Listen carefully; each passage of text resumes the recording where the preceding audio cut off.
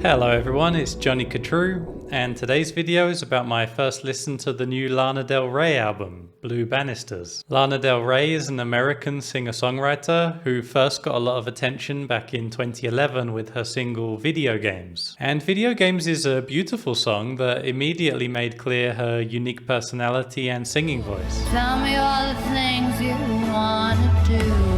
I heard that you liked the album Born to Die followed in 2012, and I got that album at the time, but unfortunately I was kind of disappointed with it. I did like some of the other singles, like the title track Born to Die and Summertime Sadness, but a lot of the rest of the album just kind of underwhelmed me, so when her next album Ultraviolence came out in 2014, I just gave it a miss, which was probably a bad move in retrospect, because Ultraviolence seems to be one of her most loved albums by fans, so I should probably give it a listen someday. Lana got my attention again many years later in 2019 with the single Venice Bitch, a beautiful, dreamy epic that demonstrated how Lana's songwriting abilities had grown and also her voice had become stronger. Calling out, bang, bang, kiss, kiss.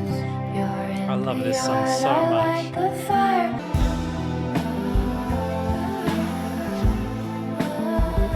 And I have to say, when the album Norman Fucking Rockwell dropped, I was blown away. I really adored that album. So when its follow-up, Chemtrails Over the Country Club, was announced for the following year, I was pretty excited. It took a while for that album to come out, but once it did earlier this year, I was pretty happy with it. I especially enjoyed the title track. Contemplating God under the chemtrails over the As an album, I didn't feel it was quite as strong as Norman Fucking Rockwell. I guess I felt it lacked some of the magic that album had, but I thought it was a really good album in its own right. It was a pretty big surprise when just 2 months later she put out not 1 but 3 brand new singles, apparently for yet another new album coming out later this year. And those singles were actually one of the first things I ever covered on my channel. I was excited and the songs did not disappoint, so I've been really looking forward to this album ever since. It was originally supposed to come out in July 2021, but to be fair, that was very soon after the previous album, so I wasn't very surprised when it was delayed. But here we are, Blue Banisters is finally here. So do me a favor and click the like button on this video and let's get into the album. So the album opens with one of the 3 singles we heard back in May, Textbook. I was really happy with this song back then and I think it works really well as the opener here. Oh yeah, I remember that. You've got a thunderbird. That transition from the verse into the chorus is probably my favorite moment of the song. You know, there's something kind of magical in it. For me, the verses of this song do sag in quality a little bit, but I really enjoy the chorus, that transition, and the ending. For me, I think it's especially the way she uses the background choir. It just sounds lovely. Old Man River keeps rolling. It feels kind of like an old classic movie soundtrack. I love that. Track 2 is the title track, Blue Banisters, and of course this was one of those early singles as well. I really enjoyed this song's atmosphere. The sparse arrangement works really well with its melody. I didn't find the melody of this one too remarkable back in May, but now I'm finding it to be quite a bit more memorable. Her voice sounds wonderful in this song. So strong and full of emotion. Absolutely anything except that one thing. I think this song works really well as a title track for the album, and sitting early in the album as it does, I think it sets up the mood really well. The next one, track 3, is Arcadia, and this one was put out as a single relatively recently. I really enjoyed this one on first listen, and I also really recommend its music video. This is another dreamy track with Lana using her voice really well. With your fingertips like a Toyota. You know, she sings with feeling, and again I think the melody works really well with the atmosphere here. It's a very romantic song, wistful and nostalgic, and I like it even more here in the context of the album. In Arcadia. Track 4 is an interlude track called The Trio, and it prominently features a sample from The Good, the Bad and the Ugly. The twist here being that a fat trap beat is played underneath it. Yeah, I remember this in the teaser. Yeah, I remember this was played at the end of the music video for Arcadia as kind of a teaser for the album. To be honest, I didn't expect it to actually appear on the album. It's kind of hilarious. Feels like a bit of a joke, but it also sounds pretty good to me. And I like how it switches things up from the more subtle tracks. So track 5 is called Black Bathing Suit. This is the first new song that we haven't heard before, and it's a pretty good one. She delivers some of the lyrics in kind of a playful way, and like Textbook, it has a pretty cool tempo change as it moves into the chorus.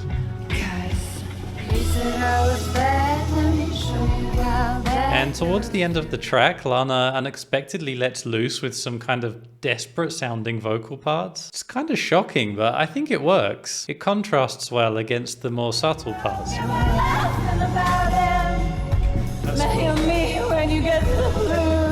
The verse melodies in this one do sometimes lose me a bit in a similar way to those of Textbook. Again, it feels like it sags a little bit here and there, but overall it is a nice song. Several of the songs here have a little bit more of a country vibe than I think we usually get from Lana Del Rey, and that's very clear in the start of track 6, If You Lie Down With Me. Baby, giddy up.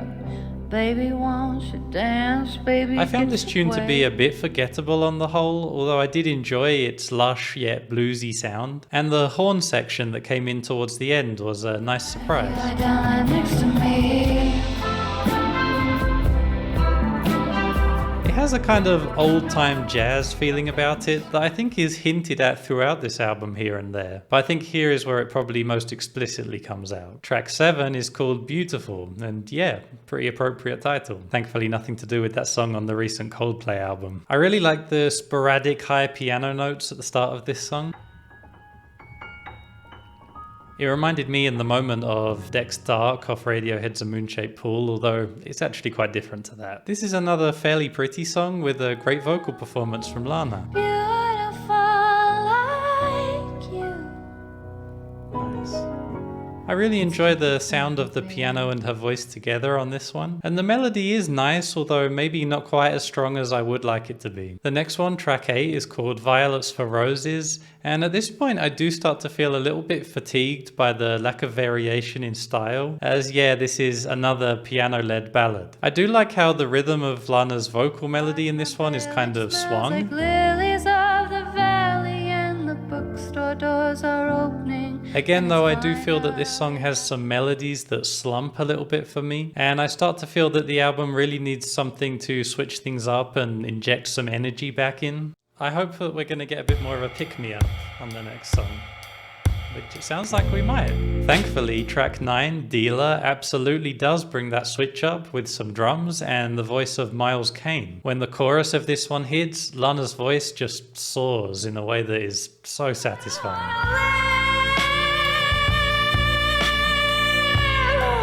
Like in Black Bathing Suit, she seems to be singing with some desperation in her voice. I think it comes off even better here than in that song though. It just feels so cathartic to hear her let loose like that. I really enjoyed it. I love the overall attitude in this song as well.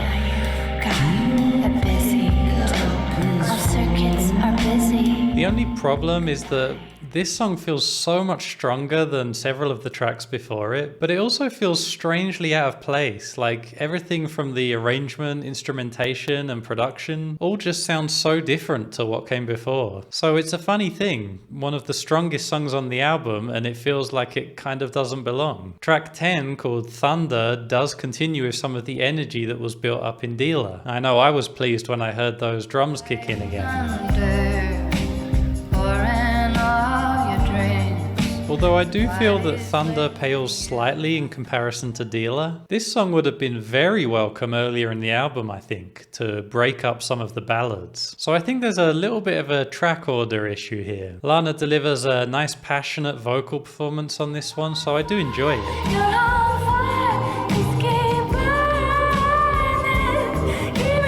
And I did really like the choir that came in towards the end. With Lana's soft spoken word against it, I think it works pretty well.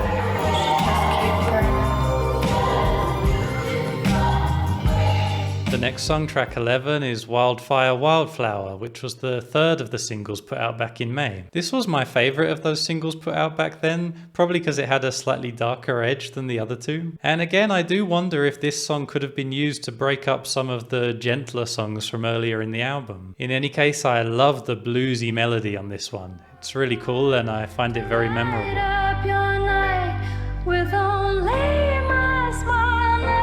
Again, I do feel that it sags a little bit in the verses, it loses some momentum, but I think the chorus absolutely makes up for it in this case. When I first heard the ending with the bit crushed drums, I thought it sounded really good. This time around, I found it a little strange, probably because the rest of the album has been so organic.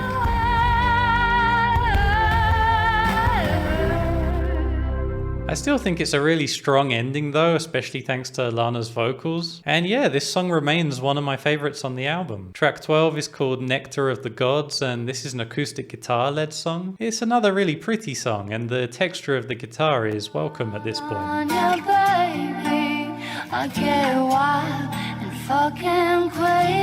It has another really strong vocal performance by Lana with some particularly nice harmonies towards the end.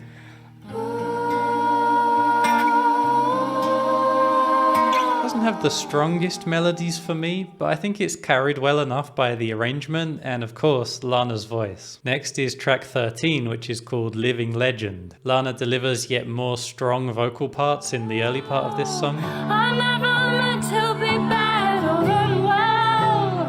I was just partway through, her voice goes through an effect that makes it sound like it's coming out of an old-time radio. Again, it's more of that old-time America vibe that's been kind of peppered throughout this album. Ooh, all the things you do. And then towards the end, there's well, we couldn't figure out if it was a harmonica or if it was Lana's voice mimicking a harmonica.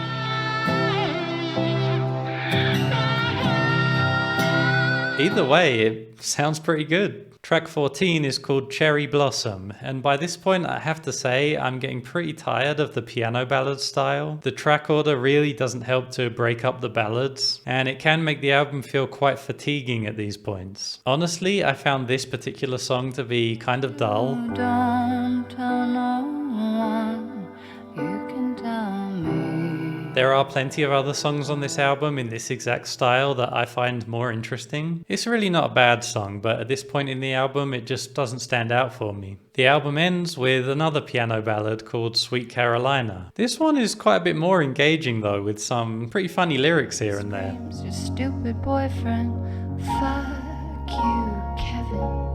We love every Lana delivers some of the vocals here with a tongue-in-cheek attitude that I do enjoy. time things go wrong, if you're stressed out, just know you can dance to your song. So although the album does end with another piano ballad, this one is at least pretty memorable for these moments. You've got us, we've got you, so there's nothing to lose, and we love you.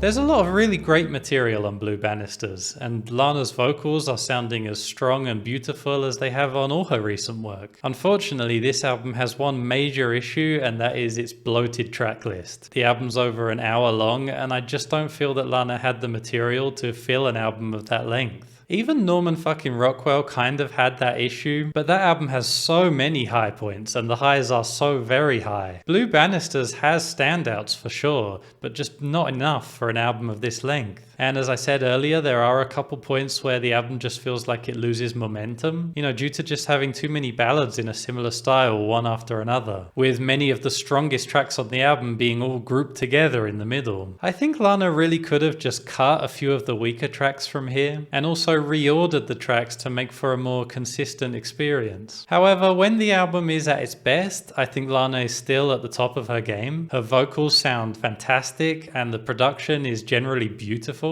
Not all the melodies here work for me, but when they do and Lana delivers them with conviction, that's when the album really soars. So all the clips you've seen in this video of my first listen to this album are from my stream over on Twitch. If you'd like to join us for more full album listening parties, follow me over there at twitch.tv/JonnyKhatru. You can also join our Discord to chat with us about this music. You can find both these links in the description. And if you enjoyed this video, you can support me using the link in the description too buy me a coffee. It helps me to be able to keep making these videos and keep my channel going, so I really appreciate it. And thank you very much for watching. Until next time, take it easy.